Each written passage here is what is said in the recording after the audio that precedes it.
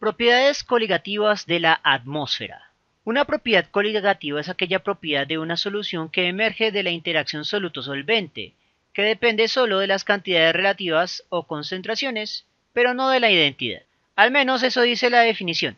En la práctica, las identidades de las sustancias tienen mucha importancia, especialmente en los solventes, y por ende se encuentran tablas estandarizadas con constantes de, por ejemplo, descenso crioscópico o aumento ebulloscópico, y adicionalmente el factor de Van Hoft depende de la identidad de una sustancia, específicamente de si es un soluto iónico y cómo se ioniza.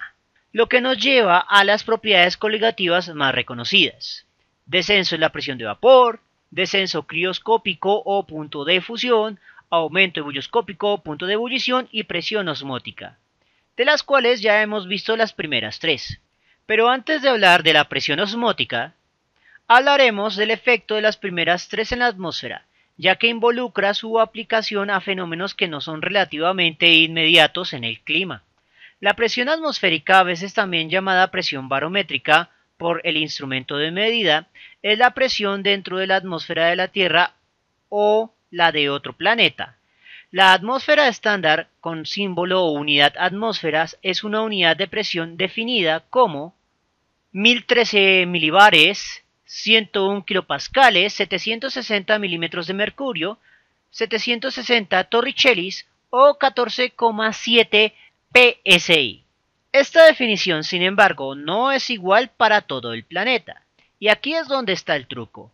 Si la presión cambia, todas las propiedades coligativas relacionadas al agua, que va a tener una presión parcial dentro de esa atmósfera, se van a alterar. El punto de esta sección es identificar cómo cambian las propiedades coligativas relacionadas al agua y sus soluciones acuosas con respecto a la presión de la atmósfera. La relación presión de gases total o parcial de los gases en la atmósfera con la altura es inversamente proporcional. A menor altura, mayor presión, ya sea total o parcial, siendo la presión más alta nominalmente la del nivel del mar y denominada una atmósfera para la total, y a medida que asciendes por una montaña, la presión total va disminuyendo. Esto se debe a que la gravedad es más potente cerca del núcleo del planeta, y su efecto es sensible con la dispersión de los gases en la atmósfera. Esa relación inversa se debe al jalón gravitacional, por así decirlo. La fuerza de gravedad es mayor a medida que la distancia entre el centro de masas de dos cuerpos es más pequeño. Si la distancia aumenta, la fuerza de gravedad disminuye. Tenga en cuenta que la distancia está elevada al cuadrado y por ende la relación no es lineal. Por ende, las partículas de gas cerca al núcleo o superficie están más fuertemente atrapadas y son más densas, mientras que las que están arriba están más dispersas. Eso también explica la razón por la cual el cambio no es lineal, sino que más bien es una curva inversa. Recuerden que en la ley de la gravitación universal la distancia está elevada al cuadrado y por eso en el inverso se ve una curva inversa.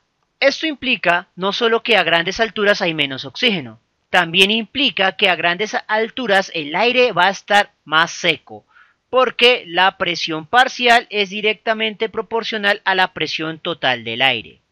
Y con eso introduciremos el concepto de humedad. La humedad se puede ver como la presión de vapor del agua en equilibrio o la presión parcial de agua en la atmósfera en equilibrio. Es decir, y repito, ambas en equilibrio, porque solo en el equilibrio ambas son iguales. Y por lo tanto se puede tomar una o la otra. Sin embargo, si vamos a una definición un poco más específica, la humedad va a representar la presión parcial de agua que se encuentra realmente en la atmósfera. El vapor de agua o humedad que se encuentra realmente en la atmósfera es el estado gaseoso del agua. Generalmente es invisible para el ojo humano, aunque sigue las reglas del equilibrio de fases con el estado líquido. La humedad indica la probabilidad de que haya precipitación, rocío o niebla. Sin embargo, el vapor de agua como gas tiene un comportamiento peculiar con respecto a la temperatura. Si bien decimos que todos los gases son completamente solubles entre sí, con el agua no pasa lo mismo debido a que se encuentra muy cerca de su presión de vapor a las temperaturas ambiente. Su solubilidad en aire aumenta con la temperatura, por lo que una disminución de la temperatura provoca que el vapor de agua se condense espontáneamente en su fase acuosa. La razón de eso es la presión de vapor. A mayor temperatura, mayor presión de vapor, y es la presión que mantiene a la humedad contenida en el aire.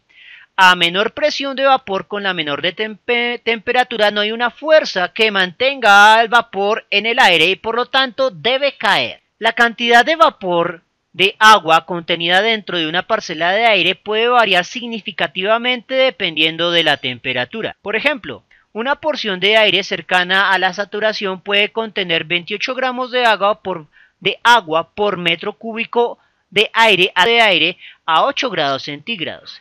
Esto indica que un cambio de temperatura fuerte inducido, por ejemplo, por una corriente de aire frío, inducirá la condensación y por lo tanto la lluvia.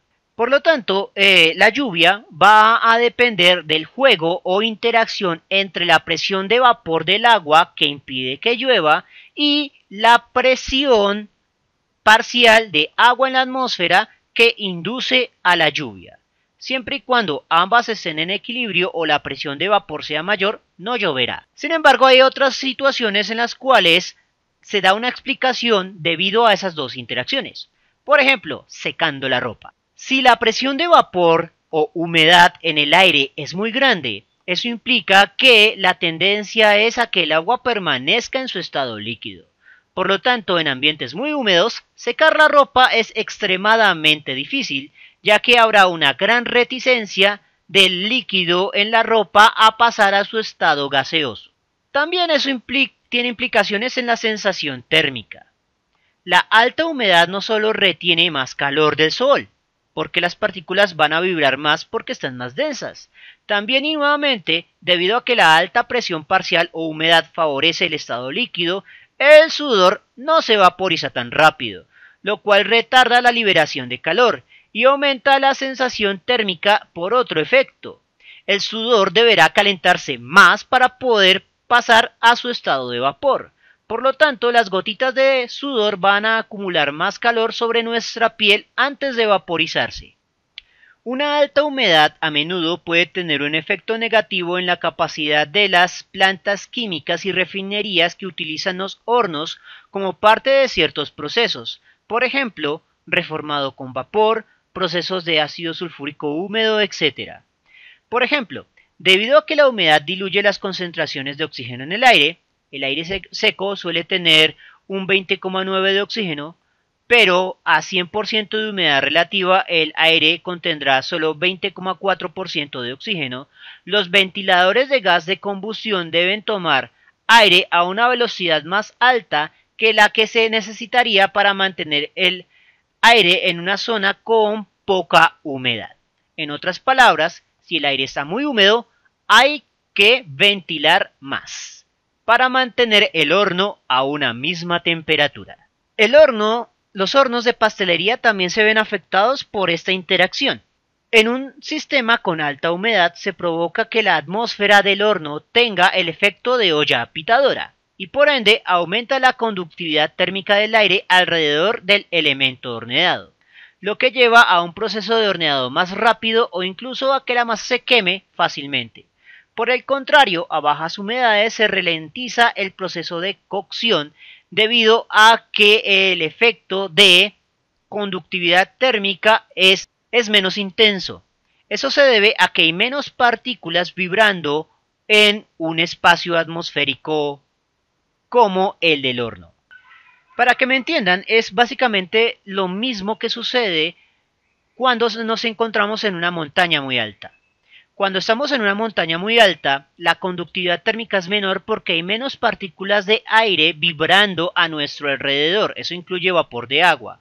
Como hay menos partículas de aire, entonces la vibración tiene un efecto menor sobre nuestra piel y por lo tanto sobre la sensación térmica. Mientras que a bajas alturas hay más presión parcial de todos los gases y por lo tanto tenemos una sensación térmica sobre nuestra piel mucho mayor. Finalmente vamos a mencionar una propiedad que no es tan coligativa pero que sí es importante para el clima del planeta, especialmente en las zonas frías: la densidad del agua líquida. La característica parece bastante técnica. El agua se expande al congelarse y por lo tanto su sólido es menos denso que el líquido. ¿Y qué? Parafraseando a Carl Sagan, ¿qué tiene de útil este juego matemático? Saber que la densidad del hielo es menor que la densidad del agua. Pues aunque la idea es bastante sencilla, tiene un efecto bastante significativo. El hielo flota. Esto a su vez implica que el agua se congela desde la superficie hacia la profundidad, pero la profundidad de congelación no es muy grande, debido a que el hielo a su vez es un enorme espejo y actúa como un aislante térmico, tanto desde la atmósfera hacia su superficie como desde el interior hacia la superficie interna. La parte interna, por lo tanto, permanecerá líquida almacenando cierta cantidad de calor y a una temperatura relativamente constante, lo cual preserva a los seres vivos en su interior. Eso evita que la vida marina en los cuerpos de agua que se congelan estacionalmente o permanentemente se extingan. Bien, eso es todo por el momento. Si les gustó el video, no olviden suscribirse, darle like y especialmente compartirlo. Eso mantiene vivo a este canal y nos vemos en una próxima oportunidad.